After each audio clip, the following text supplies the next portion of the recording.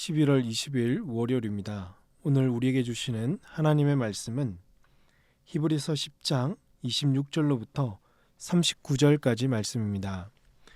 우리가 진리를 아는 지식을 받은 후 짐짓죄를 범한 즉 다시 속죄하는 제사가 없고 오직 무서운 마음으로 심판을 기다리는 것과 대적하는 자를 태울 맹렬할 뿐만 있으리라.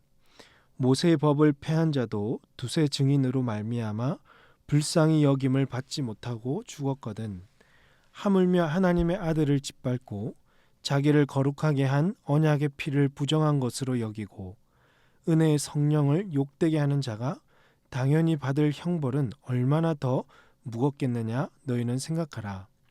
원수 갚는 것이 내게 있으니 내가 갚으리라 하시고 또다시 주께서 그의 백성을 심판하리라 말씀하신 것을 우리가 아노니 살아계신 하나님의 손에 빠져 들어가는 것이 무서울진저. 전날에 너희가 빛을 받은 후에 고난의 큰 싸움을 견디어낸 것을 생각하라. 혹은 비방과 환난으로서 사람에게 구경거리가 되고 혹은 이런 형편에 있는 자들과 사귀는 자가 되었으니 너희가 갇힌 자를 동정하고 너희 소유를 빼앗기는 것도 기쁘게 당한 것은 더 낫고 영구한 소유가 있는 줄 알미라. 그러므로 너희 담대함을 버리지 말라. 이것이 큰 상을 얻게 하느니라. 너희에게 인내가 필요함은 너희가 하나님의 뜻을 행한 후에 약속하신 것을 받기 위함이라. 잠시 잠깐 후면 오실 이가 오시리니 지체하지 아니하시리라. 나의 의인은 믿음으로 말미암아 살리라. 또한 뒤로 물러가면 내 마음이 그를 기뻐하지 아니하리라 하셨느니라. 우리는 뒤로 물러갈 멸망할 자가 아니요 오직 영혼을 구원함에 이르는 믿음을 가진 자니라. 아멘. 히브리서 기자는 오늘 본문에서 이 배교하는 자의 그 최후가 어떻게 되는지, 또 이런 위험에 빠져 있는 이 성도들은 하나님 앞에서 어떻게 살아가야 할지를 교훈해 주고 있습니다. 현재 경고하는 대상은 믿음이 없는 불신자가 아닙니다. 진리를 아는 지식을 받은 자라는 것이죠. 즉 진리를 경험했고 속죄의 은혜를 받은 자입니다. 그럼에도 어떻게 하죠?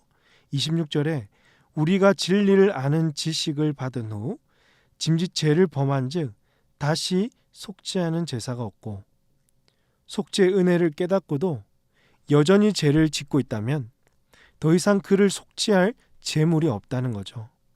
그를 기다리는 것은요, 27절에서 오직 무서운 마음으로 심판을 기다리는 것과 대적하는 자를 태울 맹렬한 불만 그를 기다리고 있습니다. 이 심판은 당장 눈에 보이지 않지만 반드시 임할 하나님의 심판입니다.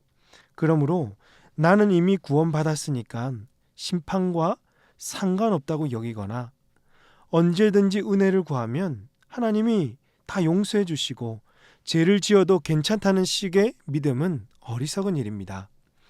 교만은 이 끝을 알지 못하는 어리석음에서 비롯된 것입니다. 구약에서는 모세의 율법을 어긴 자들을 목격한 두세 사람만 있어도 그 죄인은 불쌍히 여김받지 못하고 죽었습니다.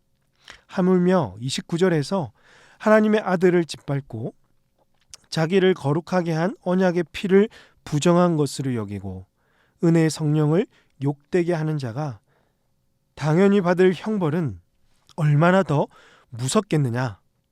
그러니 너희는 좀 생각해 보라고 말하는 거죠. 이런 하나님의 심판을 생각해 보면 성도에게 찾아오는 것은 바로 두려움이죠.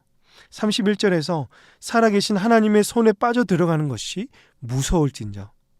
당시 사람들은 하나님의 백성이라도 하나님은 심판하신다는 것을 알고 있었는데, 히브리서 기자는 그러니까 이 심판이 두려우니 너희는 하나님을 잘 믿어야 한다.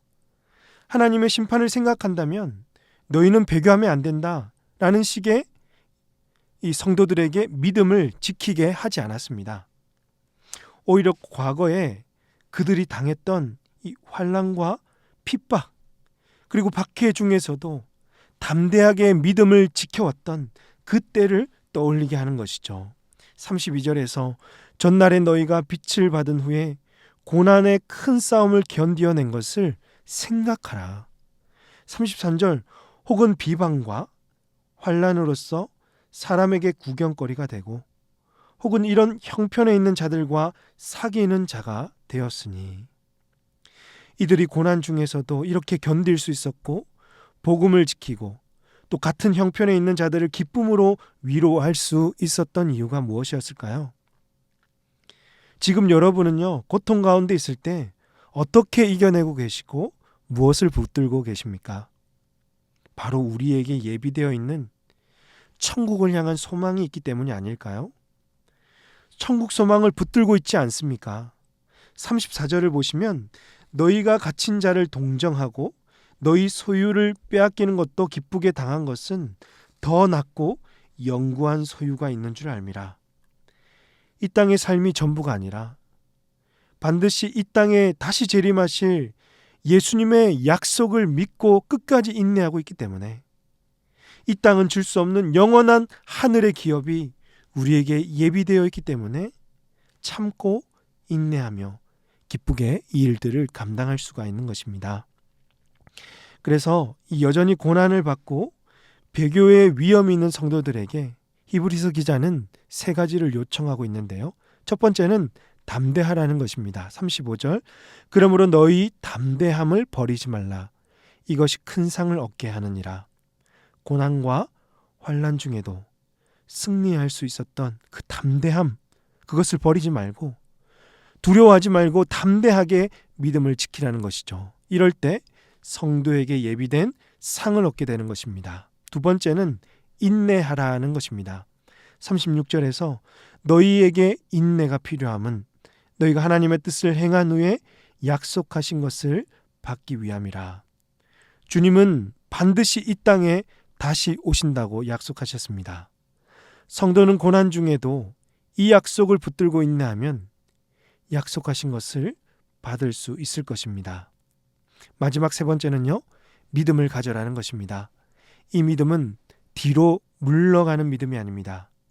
점점 자라가는 믿음, 세상을 이기는 믿음, 오직 영혼을 구원함에 이르게 하는 믿음입니다. 이 믿음을 소유할 때 어떤 시련과 환난이 찾아와도 두려워하지 않고 천국 소망을 향한 분명한 소망이 흔들리지 않게 될 것입니다. 그렇습니다. 사랑하는 성도 여러분, 오늘 주신 말씀으로 지금 말씀드리는 세 가지의 삶을 충실하게 살아냅시다. 첫 번째는 삶은요, 죄를 멀리하고 거룩을 추구하자는 것입니다. 배교의 시작은 죄와 가까워지고 거룩을 잃어버리는 순간에 우리에게 찾아옵니다. 배교하는 자에게는 심판이 기다리고 있음을 알고 거룩을 열망하시는 하나님의 백성들 다 되시길 바랍니다. 두 번째 삶은요, 고난 중에도 인내하는 삶입니다. 우리 중에 지금도 고난 속에서 어려움을 겪고 계시며 세상을 두려워하는 분들이 계시다면 지금까지 베풀어 주신 하나님의 은혜를 생각해보고 또 앞으로 베풀어 주실 그 은혜를 생각하며 끝까지 믿음을 지키는 신실한 성도들이 되시길 바랍니다. 마지막 세 번째 삶은요, 오직 주님을 기다리며 믿음으로 살아가는 삶입니다. 성도가 고난 중에도 인내할 수 있는 것은 우리를 구원하신 우리 주님께서 지체하지 않고 이 땅에 반드시 오실 것을 확신하기 때문입니다. 여러분, 이 믿음은 뒤로 물러나는 믿음이 아니라 천국 소망을 향해 그 소망을 바라보며 자라가는 믿음인 줄 알고 이 믿음 가지고 최후 승리를 향해 정진하며 나아가시는 저와 여러분이 되시기를 주님의 이름으로 축복합니다. 기도하겠습니다. 하나님 아버지, 오늘도 이 새벽 깨우게 하시고 기도하게 하시니 감사합니다. 기도하지 않고서는 하루도 살아갈 수 없는 이 시대에 배교하지 않으며 하나님을 열망하는 성도들이 되게 하여 주시옵소서. 하나님의 나라가 완성되는 그날까지 담대하고 인내하며 천국을 바라보는 믿음을 가지고 굳건하게 살아가는 우리 모든 성도들 다 되게 하여 주시옵소서. 이 모든 말씀 우리 구주 예수님의 이름으로 기도하옵나이다. 아멘. 오늘 말씀을 기억하시면 기도하시고 주간 기도 제목에 따라서 부산과 민족, 우리 성도들의 한 주간의 삶을 위해서 기도하겠습니다.